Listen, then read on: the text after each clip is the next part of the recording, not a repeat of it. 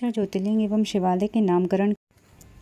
अपनी छोटी बहन के पुत्र को देखकर बड़ी बहन बहुत दुखी हुई और उसके पुत्र सुख को सहन न करती हुई उसे विरोध करने लगी। तब सब लोग उस पुत्रवती की निरंतर प्रशंसा करते थे, किंतु सुदेहा को यह सब तथा शिशु का रूप आदि सहन नहीं होता था। माता पिता के अत्यंत प्रिय तथा सद्गुणों के पात्र उस पुत्र को देखकर उसका हृदय अग्नि के समान तप्त हो जाता था। इसी बीच कुछ विप्र कन्या देने के लिए आए और सुधर्मा ने विधि पूर्वक उस अपने पुत्र का विवाह सब ही संपन्न कर दिया। सुधर्मा अपनी छोटी स्त्री गुष्मा के साथ परम आनंद को प्राप्त हुआ। सभी संबंधी उस गुष्मा का सम्मान करने लगे। उसे देखकर सुदेहा मन ही मन जलने लगी और हाय मैं मारी गई ऐसा कहती हुई बहुत दुखी हुई।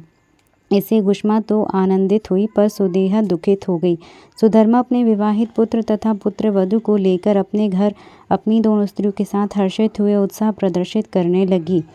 इससे गुष्मा तो आनंदित हुई पर सुदेहा दुखित हो गई। वह सब सुख को सहन न करती हुई दुखी हो पृथ्वी पर गिर पड़ी। तब गुष्मा ने कहा, हे पुत्र और पुत्रवधू तुम्हारे ही हैं, मेरे नहीं। पुत्र और वहू ये दोनों भी अपनी माता और सास ही मानते थे।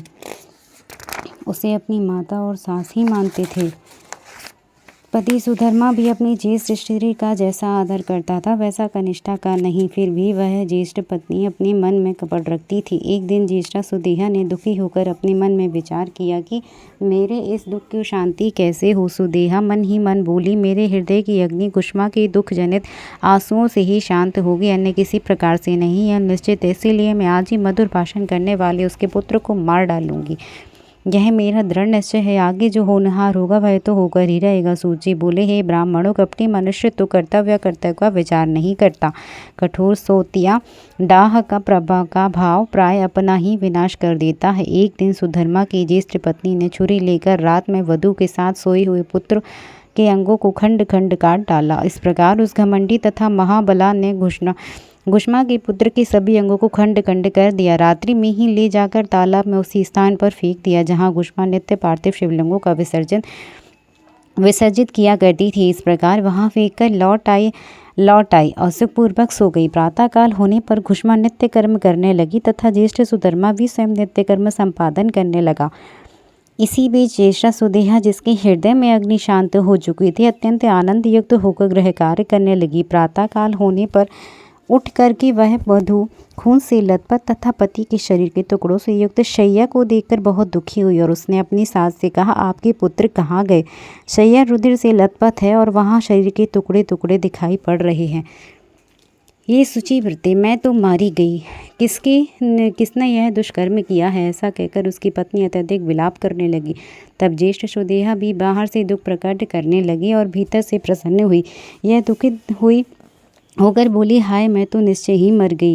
वह गुष्मा अपनी पुत्रवधि के दुख को सुनकर भी नित्य पार्थिव पूजन रूप व्रत से विचलित नहीं हुई। उसका मन पुत्र शोक से थोड़ा भी उत्कंठित नहीं हुआ और उसका पति भी जब तक व्रत विधि समाप्त नहीं हुई तब तक वैसा ही रहा।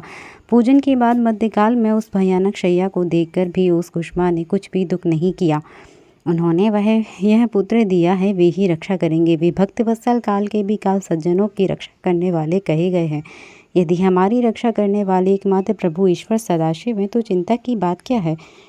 वे भी माली के समान प्राणियों का संयोग कराते हैं और पुनः उन्हें अलग भी कर देते हैं। उस समय मेरी चिंता करने से भी क्या होने वाला है? इस तत्व का विचार कर वह दुखी नहीं हुई और शिवजी का ध्यान कर धैर्य धारण किए रही। स्थिर चित्त होकर पूर्व की भांति पार्थिव शिवलिंगों को लेकर शिव के नामों का उच्चारण करती हुई वह सरोवर के तट पर गई, जहाँ पर पार्थिव लिंगों को डालकर लौटने लगी। तब उसने सरोवर के तट पर खड़े हुए अपने पुत्र को देखा। बोला, ही माता, आओ मैं तुमसे मिलूंगा। मैं तो मर गया था, किंतु तुम्हारे पुण्य के प्रभाव से और शंकर जी की कृपा से मैं जीवित हो गया हूँ। हे द्विजो, वह गुष्मा उसने अपने पुत्र को जीवित देखकर भी वैसा अधिक प्रसन्न न हुई जैसे कि उसके मरने पर दुखी न हुई थी, किंतु यथावत शिवजी के ध्यान में तत्पर रही। इसी समय वहाँ संतुष्ट हुए ज्योति स्वरूप सदाशिव शीघ्र प्रकट हो गए और उससे कहने लगे। बोले, हे वरानने, मैं प्रसन्न हूँ, तुम वर मांगो। उस दुष्टा ने जिसे मारा था अब मैं अपने त्रिशूल से उसे मारूंगा। तब वनित हुई गुष्मा ने शिव जी को प्रणाम कर यह वर मांगा, ही नाथ आप मेरी इस बहन सुदेहा की रक्षा कीजिए। शिव जी बोले, उसने तो अपकार किया था, क्या है फिर भी तुम उसका उपकार क्यों कर रही हो? दुष्टकर्म करने वाली सुदेहा तो वध के योग्य है।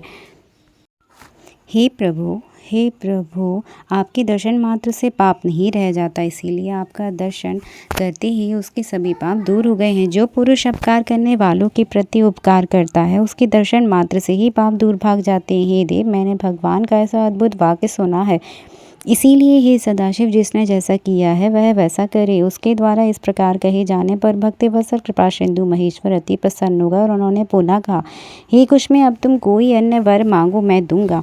मैं तुम्हारी भक्ति से निर्विकार स्वभाव से अत्यंत प्रसन्न हूँ, इसीलिए तुम्हारा हित करना चाहता हूँ। उसका वचन सुनकर उसने कहा, यदि आप मुझे वर देना ही चाहते हैं तो आप संसार की रक्षा के निमित्त मेरे नाम से यहीं पर स्थित हो जाइए। तब अत्यंत प्रसन्न हुए महेश्वर शिव जी बोले, हे गुष्मे, मैं तुम्हारे नाम से गुष्मेश्वर के रूप में प्रसिद्ध होकर यहाँ निवास करूँगा, सबको सुख प्रदान करूँगा। यहाँ पर मेरा गुष्मेश्वर नामक शुभ ज्योतिर्लिंग प्रसिद्ध होगा। यह सरोवर सदा शिवलिंगों का निवास स्थान होगा, इसीलिए मैं यह शिवालय नाम से तीनों लोकों में प्रसिद्ध होगा।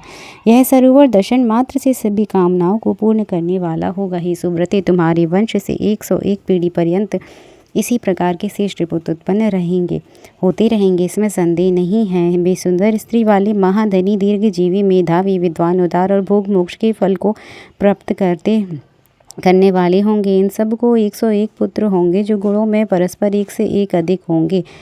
इस प्रकार तुम्हारे वंश का अति सुंदर विस्तार होगा। ऐसा कहकर शिवजी वहाँ ज्योतिर्लिंग रूप में स्थित हो गए और गुष्मेश्वर नाम से विख्यात हुए। वह सरोवर शिवालय नाम से विख्यात हुआ। उस समय वहाँ पर आए हुए सुधर्मा सुदेहा गुष्मा ने बड़ी शीघ्रता से शिवजी की 101 बार परिक्रमा की। शिवजी की पूजा करके परस्पर मिलकर अपने अंतःकरण का पाप दूर कर उन्होंने परम सुख प्राप्त किया। ही विप्रो, पुत्र को जीवित देकर वह सुदेहा लज्जित हो गई और उसने अपने दोनों से क्षमा मांगकर अपने पापों को दूर करने वाले व्रत का आचरण किया। ही मुनीश्वर, इस प्रकार घुष्मेश्वर नामक लिंग उत्पन्न हुआ। उसका पूजन दर्शन करने से सदा सुख की सदा वृद्धि होती है। इस प्रकार मैंने आप लोगों से 12 जो सभी कामनाओं को पूर्ण करने वाला, भोग और मोक्ष देने वाला है, इन ज्योतिर्लिंगों की कथाओं को जो पढ़ता सुनता है पापों से मुक्त होकर भोग और मोक्ष प्राप्त करता है। जय जय श्री शिव।